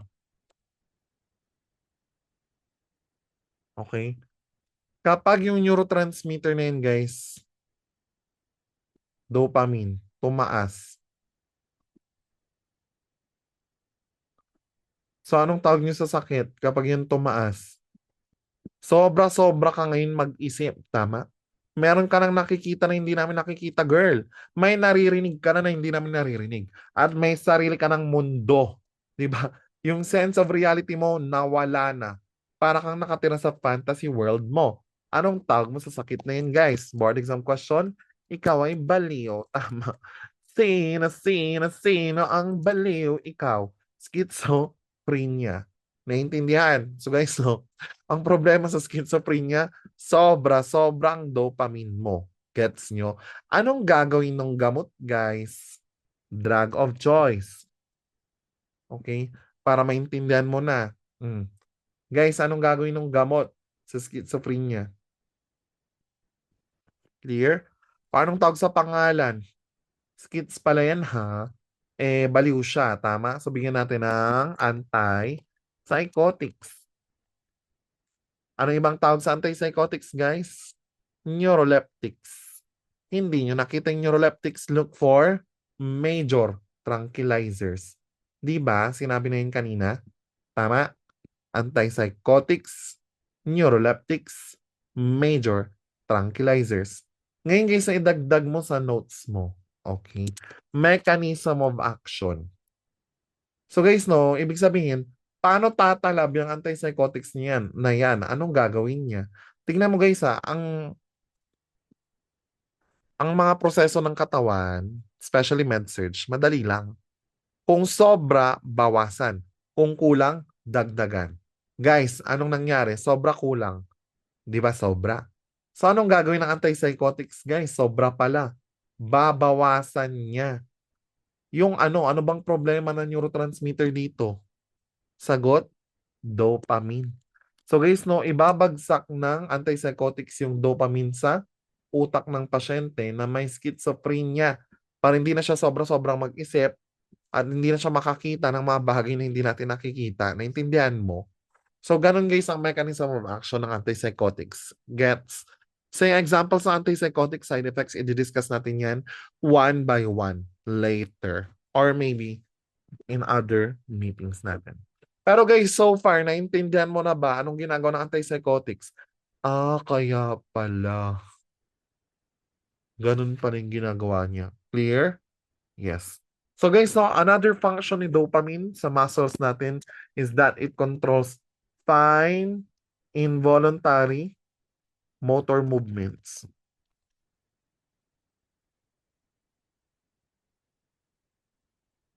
Clear? So guys, important rin pala siya sa pag-control ng mga fine involuntary muscle movements. So sir, pag yung dopamine nagkulang, bumaba, anong tawag sa sakit? So mawawalan ka ng fine motor control sa katawan mo. Anong mangyayari sa'yo? Magte-tremor ka. Magkakaroon ka ng shuffling gait and muscle rigidity. Anong tawag mo guys sa sakit na yon? Common sa mga lalaki at sa mga matatanda. So you call that what? Pang sakit yan sa Baguio, lalo kung may panagbenga. Ang hirap Parkinson's disease. Tandaan niyo yan ha. So guys, pag bumaba ang dopamine. So guys, no, anong tawag sa sakit? Parkinson's disease. So guys, no, ngayon, oh, anong gamot kaya sir sa Parkinson's? Sabi ko, di ba? Kung sobra, bawasan. Kung kulang, dagdagan. Tama? So ngayon guys, no, anong effect ng gamot na to? Itataas niya yung dopamine sa utak ng pasyente para ma-restore yung fine motor control. Clear ba? So anong tawag sa gamot na yun, guys? No, magtatas ng dopamine. Sinabi ko na kanina. Yan yung may gamot na may dopa-dopa sa pangalan. Sagot, dopaminergics. Nagigets? Anong ginagawa ng dopaminergics? Itataas niya, guys, si dopamine para ma-restore yung fine motor control. Clear ba, guys? Naintindihan nyo na ba? And you know what, guys? No, here's the thing. One of the EPS, tama ba? Side effect. One of the side effects of your antipsychotic is what you call EPS, extrapyramidal side effects, correct? And this EPS, guys, no, will represent your PANTA, pseudoparkinsonism, akathisia, neuroleptic malignant syndrome, tardive dyskinesia, and acute dystonia. Tama ba? So guys, no, yan yung mga EPS natin. Ngayon, tingnan mo ha. Sir, bakit lumabas itong pseudoparkinsonism na to? Di ba may Parkinsonism? Kapag nag-take ka ng antipsychotics, kasi bumaba yung dopamine. Sir, yun ba yung sakit kapag meron kang mababang dopamine? Magkaka-Parkinson's disease ka. Yes. Kaya nga lumabas yung pseudo-Parkinsonism, di ba? Why pseudo? Why false? Kasi it's triggered by a drug. Pag tinigil niya guys yung pag-take niya ng antipsychotic, mawawala yung kanyang Parkinsonism. Kaya pseudo-Parkinsonism. Clear ba yon? And isa yun sa mga EPS, bakit? Kasi ang dopamine bumababa kapag nagtitik ka ng antipsychotics. Clear ba yun guys? Nako-connect nyo ba sila? Or hindi? Hindi talaga.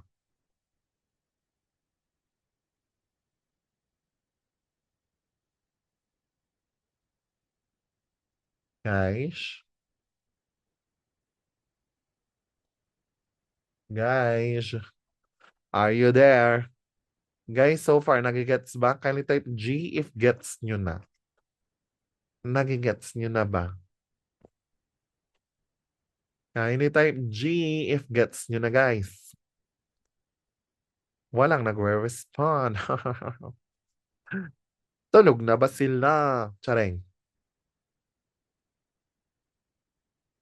Oh, unang neurotransmitter pa lang yan ha. Dopamine. Next, let's talk about guys, serotonin. So, serotonin guys is an inhibitory neurotransmitter. And bakit inhibitory? It's mainly responsible guys for mood regulation. Mood regulation. Ngayon guys, no, pag-usapan natin yung masakit involving your serotonin. Kapag yung serotonin guys, no, sobrang tumaas, anong mangyayari sa iyo? 'Di ba? So mood regulation and let's say for example, elation. Mataas ang serotonin, ang happiness, mataas din. Di ba kaya happy hormone si serotonin? Correct. So guys, no, tandaan nyo ha, pag yan sobrang tumaas, anong mangyayari? You call that euphoria, an excessive feeling guys of well-being, happiness, ganyan. Or if hindi nyo nakita, elation is the same. May gamot ba dyan? Wala. Gusto mo yan, di ba? Kaya ang gusto ma-achieve yan ng mga addict, correct? When they want to guys, no?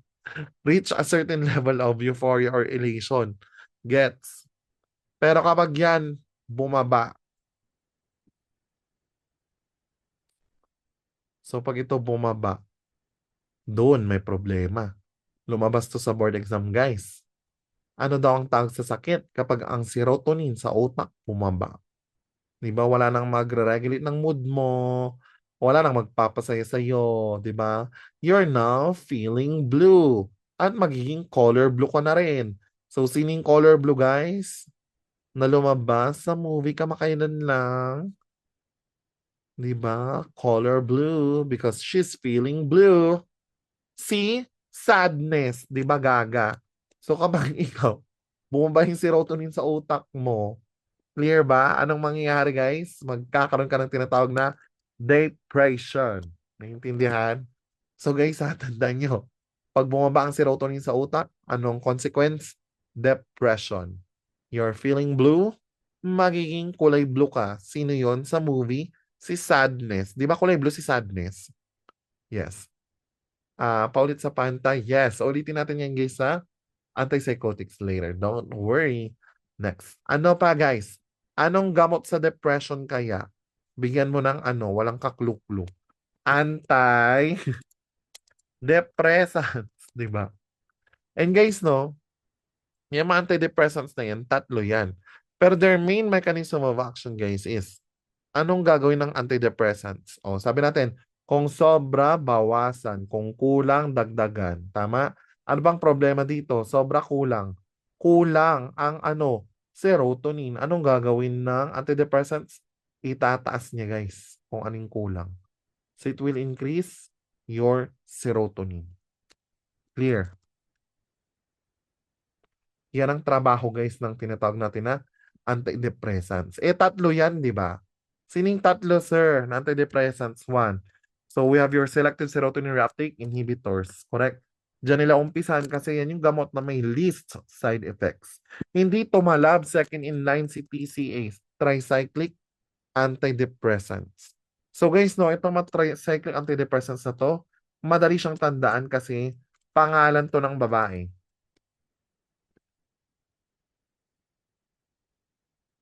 Clear? Si SSRI guys, madali rin tandaan kasi meron niyang X at may Z sa pangalan.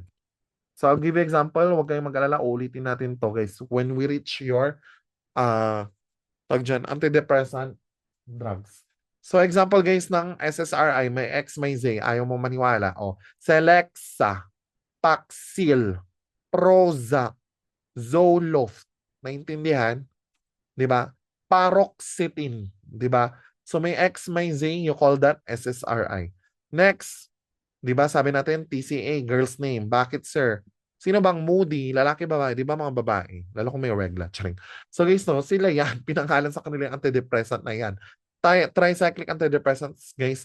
Pangalan ng babae, example, Ella, Elavil, Nora, Norpramine.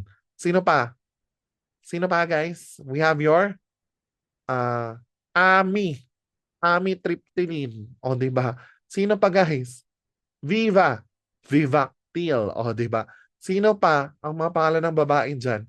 So, we have your Nora, Pamela, Pamelor. O, di ba? TCA yan. Nora, Pamela, Ella, di ba? Sino pa? Viva, Ana, Ana Franil. O, basta pangalan ng babae, alam mo na, TCA. Naintindihan. And of course, guys, no, kasama din dyan, sino? Ito yung last resort kasi marami nga siyang drug-to-food interaction. Si Maui. Gets? So, Maui, guys, no, generic and brand name, Pamana. And their brand names, guys, corresponding brand names, T. Parnate, Marplan, Nardil. Parnate is T, trinylcypromine. Marplan is I, isocarboxacid. N is Nardil, P, we have your phenelzine. Phenelzine. Pero may nadagdag na guys, meron ng bago, CM. So it's M pamana na. M SAM or selegiline. M pamana is steep. Oh, ayan. Steep neck na. Gets nyo? Kaya ni type G guys, if nagigets nyo ang second neurotransmitter,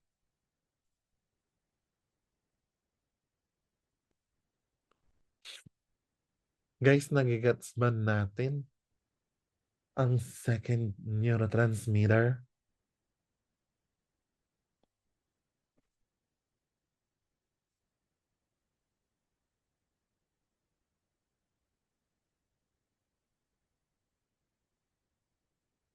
Ano na? Guys, kindly type G if nagigets.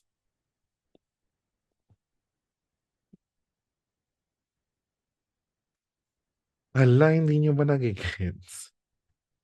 Walang nagtatype.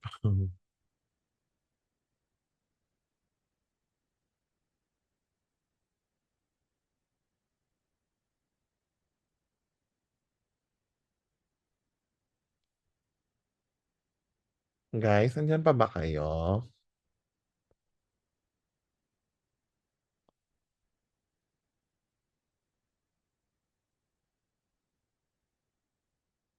Ano na? Sige, tuloy natin. Okay? Next, we have your acetylcholine, guys. So, kung inhibitory si serotonin, acetylcholine is excitatory. Clear ba?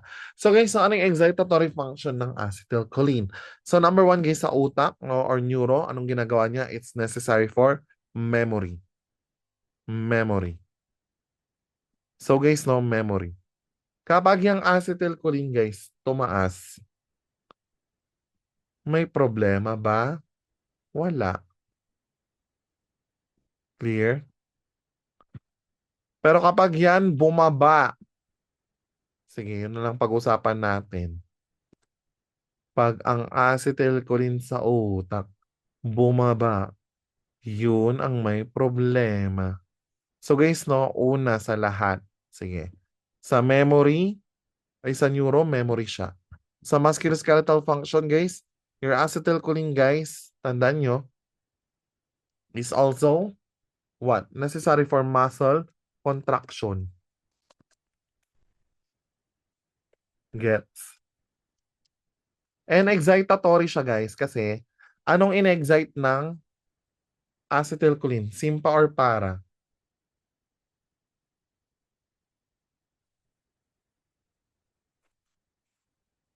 Simpa or para? Para pag yung gamot narinig mo, di ba may acetylcholine, cholinergic drug, ganyan, alam mo na yung effect niya.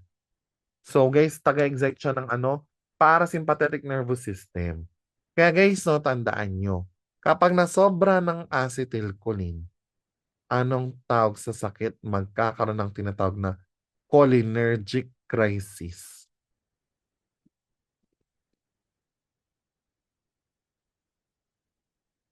Gets? Cholinergic crisis. Ayan. So sir, anong gamot?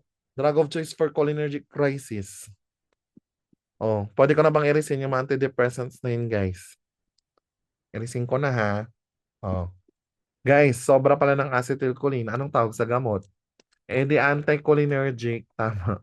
Common example, guys, antidote niyan is your atropine sulfate. And alam niyo na, guys, na kapag iyan ay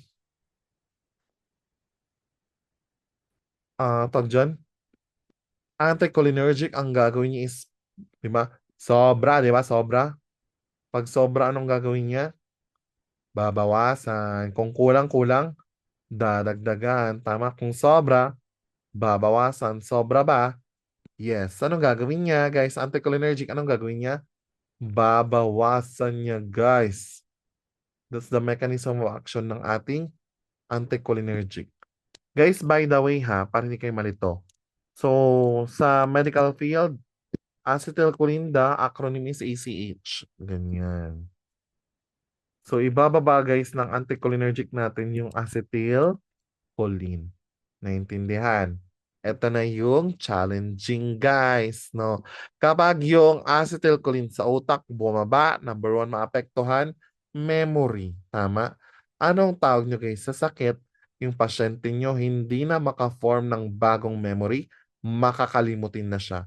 At habang tumatagal, lumalala guys, yung memory loss niya. Anong tawag na sakit yan guys? Sa matatanda. Common to sa mga babaeng matanda na hindi masyadong active yung utak.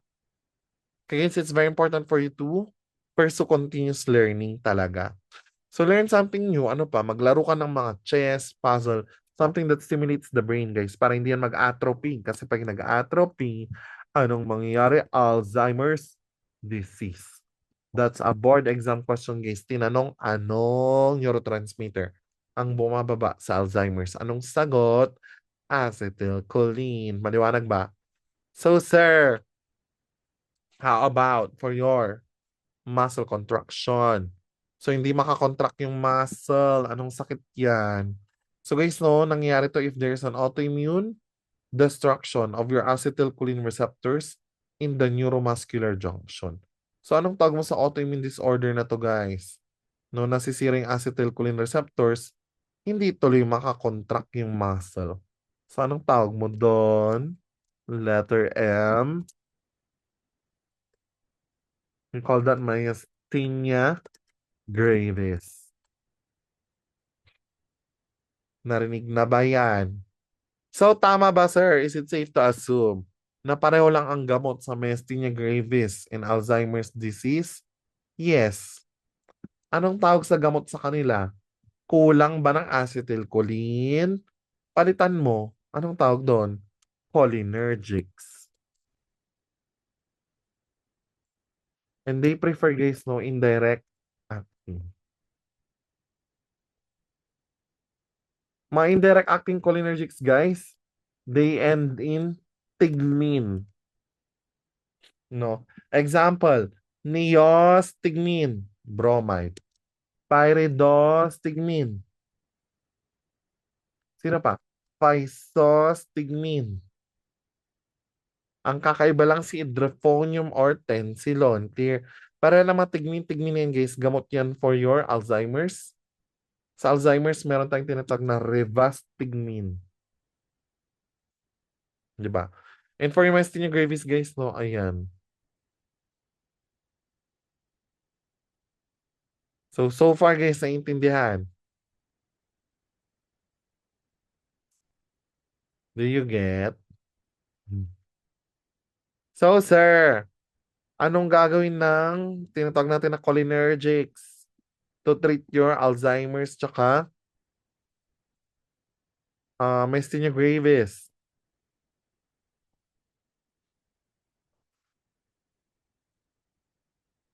Oh, anong gagawin? Sagot?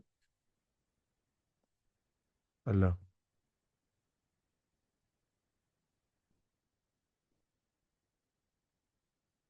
Anong gagawin? Kulang pala. E di anong gagawin natin? Itataas niya guys. Dadagdagan niya sino?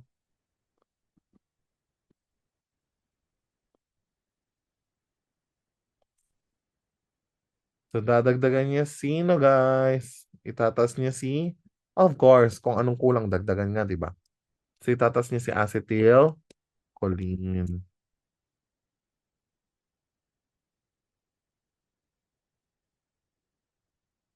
Okay. Okay, so far, naintindihan nyo ba?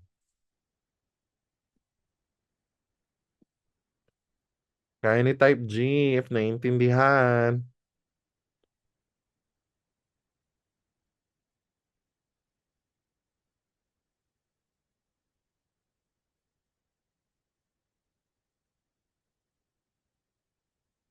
Guys, andyan pa ba kayo? Ayan, next. Let's talk about GABA. So, GABA, no, tandaan nyo guys, this is the major sinus depressant sa utak.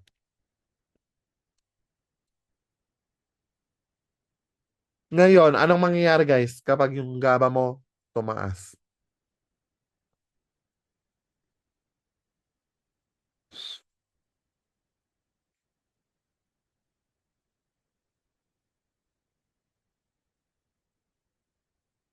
So, ayan. GABA tumaas. Anong tawag sa sakit? Di ba may inhibit guys yung waking, tawag dyan? Yung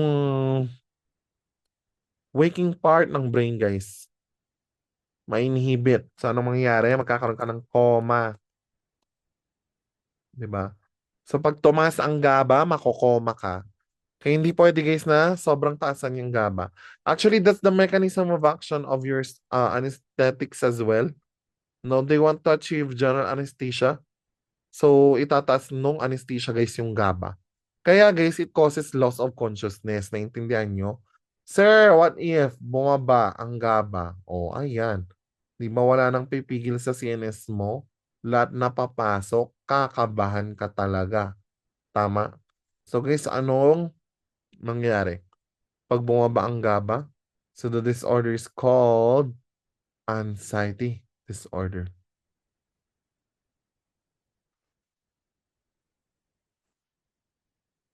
Gets nyo?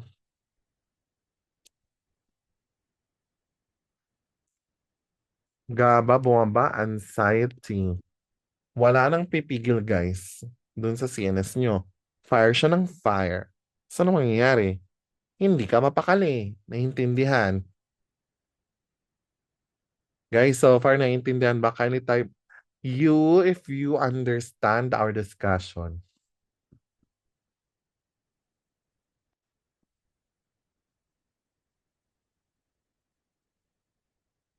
Kindly type you guys if naintindihan nyo yung discussion natin. Amazing. Salamat, Madam Rose. So guys, no, ngayon, di ba may anxiety? Ay.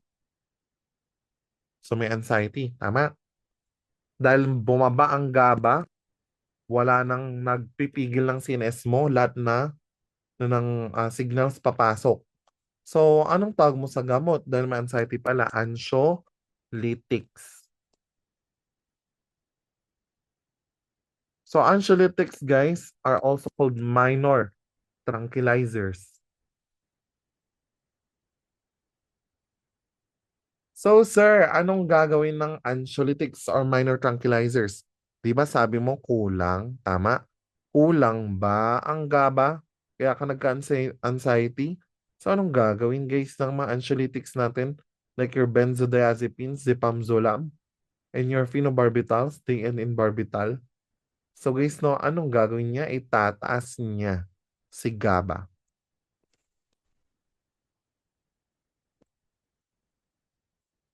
So, by the way, guys, GABA means gamma amino butyric acid. Gamma amino butyric acid.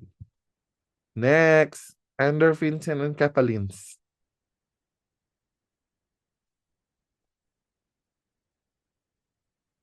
Guys, anong ginagawa ng endorphins and enkephalins? Of course, number one, they inhibit what? Pain perception. Kaya natural pain relievers din tong mga to, di ba? So ano pa ang kaya nilang i-block? Endorphins and enkephalins, guys. Aside from pain.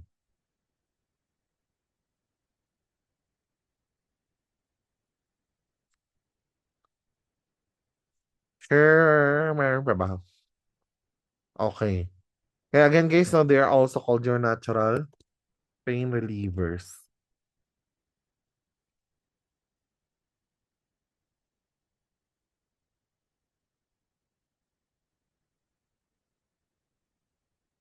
May sakit ba involving endorphins and enkephalins, guys? Wala naman masyado as per history and literature. Pero ito na. Let's talk about catecholamines. So guys, so kung merong serotonin taga-inhibit, meron din catecholamines na taga-stimulate. Clear? So anong ginagawa ng catecholamines natin, CZ? Ayan. So sabi natin, di ba, catecholamines are excitatory in nature. Ano in-excite niya? CNS or PNS? Look at the similar, guys, no, link between them two. Di ba? Pareho silang excitatory. Yes. Ano in-excite ng acetylcholine? Lang. That's simpa. Anong mag-stimulate, guys?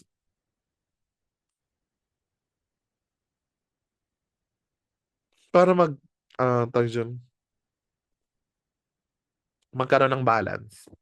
So here, guys, no, kanina ang ini-stimulate ni acetylcholine is your parasympathetic nervous system. Guys, ang ni-stimulate naman ni catecholamines is your sympathetic nervous system. Sir, bakit? Kasi yung catecholamines na yan, mami, mga mamshi, they're made up of your epinephrine and norepinephrine.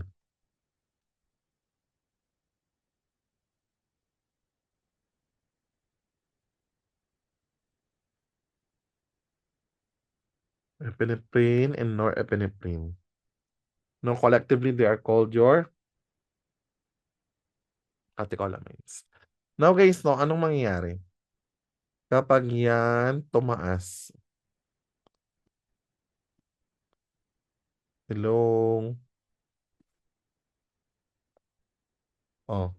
Kapag tumaas yung catecholamines na yan, what will happen, guys? Bukod sa tataas ang tuition, saring. So guys, so pag yan tumaas, your catecholamines magkakaroon ng tinatawag na sympathetic nervous system overload. Clear? So ngayon, ano yung bibigay natin?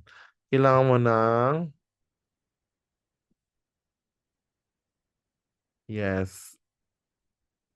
So catecholamines belong to anong section to or block? Ay, ano? Ano yung sinasabi ko?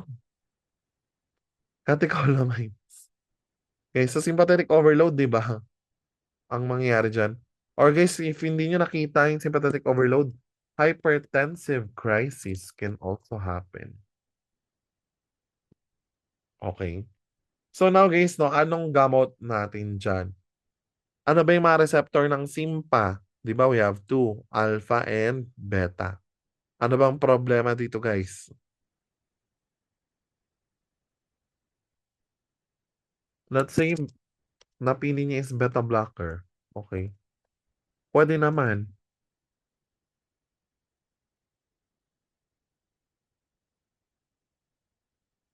Oh, basta taga-block guys ng SIMPA. Ano pa? Alpha blocker? Pwede rin naman. Pero guys, no, the most appropriate term for them is tinatawag natin silang adrenergic blockers.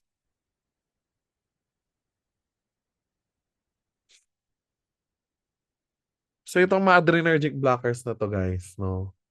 Example, we have your Regetin, phentolamine.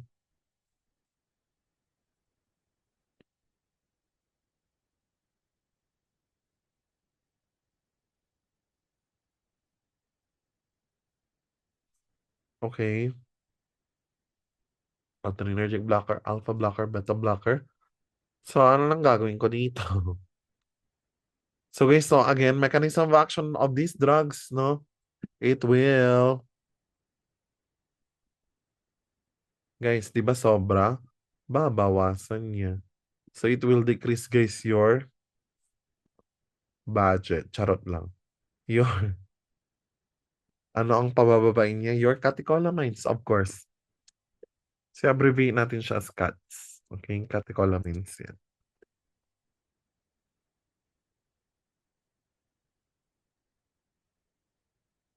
Okay. And guys, tandaan nyo to ha. There's this one drug na pinakatatandaan nyo for hypertensive crisis management. And that is a type of adrenergic blocker. Anong tawag mo dyan? Regetin is the brand name. It's also called phentolamine.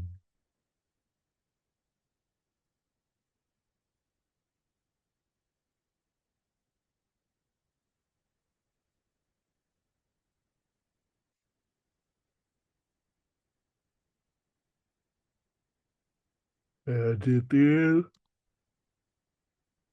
Phentolamine. Guys, that's the drug of choice for hypertensive crisis. Naintindihan ba? I believe, guys, let's end the discussion sa neurotransmitters na to, ha? Yung iba, bukas na lang. Or on the other days. Oh, eto pa, guys. What if bumaba? Oh. Lalagay si Norepi. Di ba?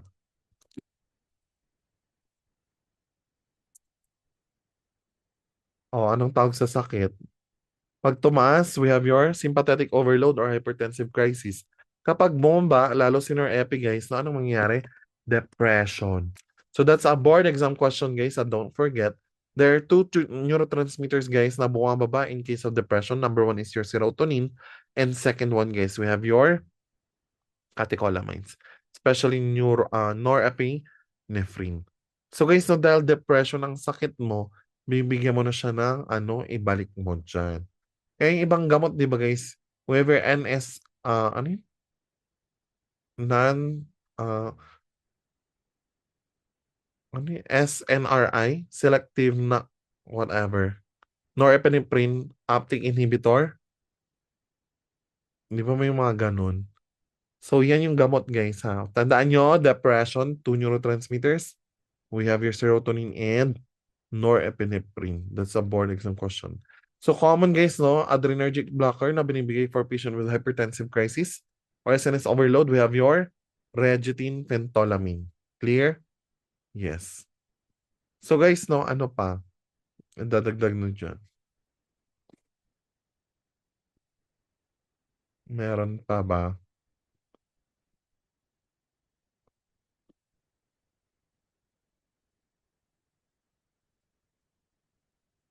Ayan. So guys, no, lastly, sige. Can you give me conditions na pwedeng mag-trigger ng SNS overload or hypertensive crisis? Number one, no? Kapag nagtitake ka ng Maui at anong nakain mo? Tyramine containing foods. Kaya nga bawal, di ba? Kaya siya last resort, guys. Kasi marami siyang food allergies or food interactions. Pag inassign mo sa mission yan, o ano na, for example, sundalo siya. Di ba? O. So, anong mangyayari? Mawis, tyramine. Guys, naiintindihan niyo pa ba? So guys, no, ano pa, pag lagi kang stress, ganyan, mataas anxiety mo lagi. So guys, no, pwede kang magkaroon ng tumor in your adrenal medulla, causing hypersecretion of glucagon, and thereby resulting to sympathetic overload. So anong tawag mo doon, guys?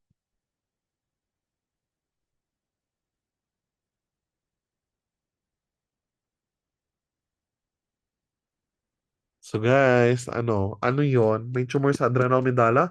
Common tanong to guys sa endocrine. We have pheochromocytoma. Ayan.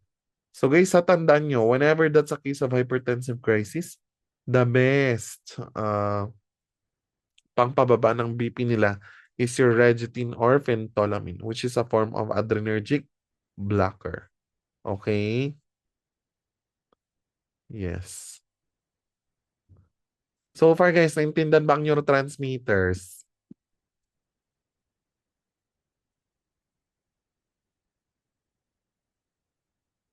Ayan. Pwede na bang erisin yung board?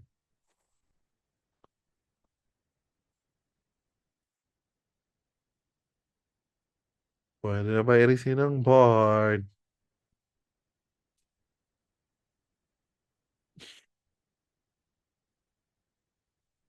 Guys, pwede na ba erisin ang board?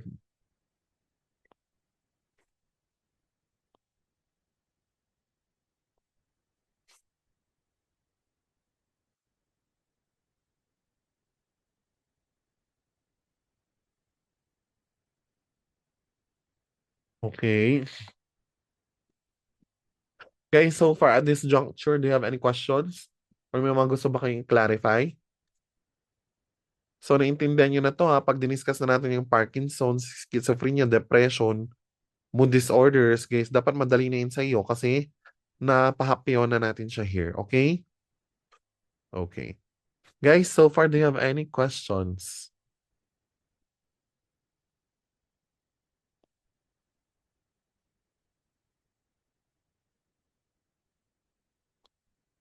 O, ayan. So, kung wala nang katanungan, guys, let's end the discussion here. And then we'll continue na lang, guys, no? Tatapusin natin hanggang cancer. So, I won't discuss everything, guys, no? Yung mga antibiotics, antifungal, antiprotozoal, antihelmintic, sa CDN na natin yun i-discuss or itatakal. Tapos yung cancer, kailangan ko itakal kasi lumabas yun sa board exam namin. So, kailangan alam mo siya. And ano pa ba? Yung mga simpapara drugs, important din yun sa respite cardio, kaya dapat alam nyo siya. So, yun yung mga ituturo ko guys very soon.